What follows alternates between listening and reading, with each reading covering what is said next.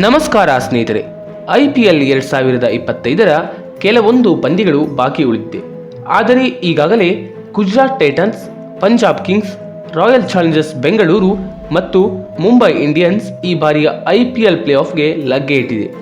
ಆದರೆ ಈ ತಂಡಗಳಲ್ಲಿ ಯಾವ ತಂಡ ಟೇಬಲ್ನ ಮೊದಲೆರಡು ಸ್ಥಾನದಲ್ಲಿ ಮುಗಿಸತ್ತೆ ಅನ್ನೋದು ಕುತೂಹಲಕ್ಕೆ ಕಾರಣವಾಗಿದೆ. 4 ತಂಡಗಳಿಗೂ ಟಾಪ್ 2 ಪ್ಲೇಸ್ಗೆ ಪ್ರವೇಶ ಮಾಡಲು ಚಾನ್ಸ್ ಇದೆ. ಎಲ್ಲ ತಂಡಗಳಿಗೂ ಈಗ ಕೇವಲ ಒಂದೊಂದು ಪಂದ್ಯ ಬಾಕಿ ಇದೆ.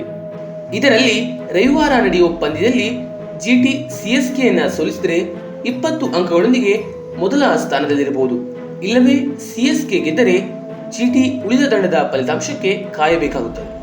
ಸೋಮವಾರ ನಡೆಯುವ ಪಂದ್ಯದಲ್ಲಿ PBKS MIಯನ್ನು ಸೋಲಿಸಿದರೆ 19 ಅಂಕಗಳಿಂದ ಟಾಪ್ 2 ಸ್ಪಾಟ್ ಪ್ರವೇಶಿಸಬಹುದು.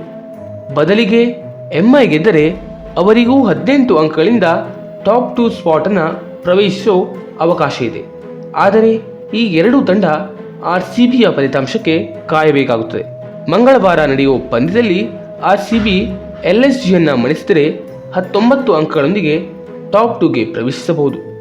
ಬದಲಿಗೆ LSG ಗೆದ್ದರೆ RCBಗೆ ಇದು ಕಷ್ಟ ಸಾಧ್ಯವಾಗುತ್ತದೆ.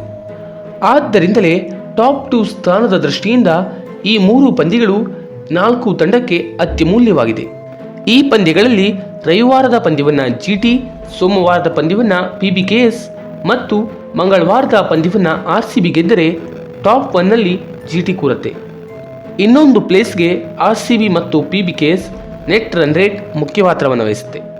ಆದರೆ ಸೋಮವಾರದ ಪಂದ್ಯವನ್ನು MI ಗೆದ್ದರೆ RCB ಸುಲಭವಾಗಿ ಟಾಪ್ 2 ಸ್ಪಾಟ್ಗೆ ಪ್ರವೇಶಿಸುತ್ತೆ. ಹಾಗಂತ ಈ 4 ತಂಡಗಳು ಈಗಾಗಲೇ ಕ್ವಾಲಿಫೈ ಆಗಿದೆ. ಆದರೂ ಈ ಟಾಪ್ 2 ಸ್ಪಾಟ್ಗೆ ಇಷ್ಟೇಕೆ ಚರ್ಚೆ ಆಗತ್ತೆ ಗೊತ್ತಾ? ಟಾಪ್ 2 ಸ್ಪಾಟ್ನಲ್ಲಿ ಫಿನಿಶ್ ಮಾಡೋದು ಎಷ್ಟು ಇಂಪಾರ್ಟೆಂಟ್ ಅಂದರೆ, ಕ್ವಾಲಿಫೈಯರ್ 1ನಲ್ಲಿ ಟಾಪ್ 2 ಟೀಮ್ಗಳು ಕಾದಾಡುತ್ತೆ.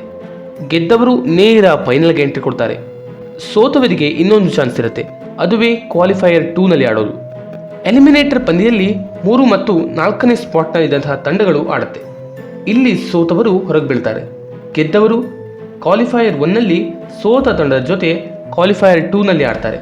ಇಲ್ಲಿ ಗೆದ್ದವರು ಫೈನಲ್ನಲ್ಲಿ ಈಗಾಗಲೇ ಪ್ರವೇಶ ಮಾಡಿರುವಂತಹ ತಂಡದ ಜೊತೆ ಚಾಂಪಿಯನ್ ಪಟ್ಟಕ್ಕಾಗಿ ಕಾದಾಡ್ತಾರೆ.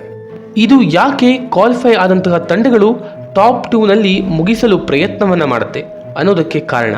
ಹಾಗಾದರೆ ನಿಮ್ಮ ಪ್ರಕಾರ ಯಾವ ತಂಡ ಟಾಪ್ 2ನಲ್ಲಿ ಫಿನಿಶ್ ಮಾಡುತ್ತೆ? ಕಮೆಂಟ್ ಮಾಡಿ. ಈ ವಿಡಿಯೋ ಇಷ್ಟವಾದರೆ ಲೈಕ್ ಮಾಡಿ.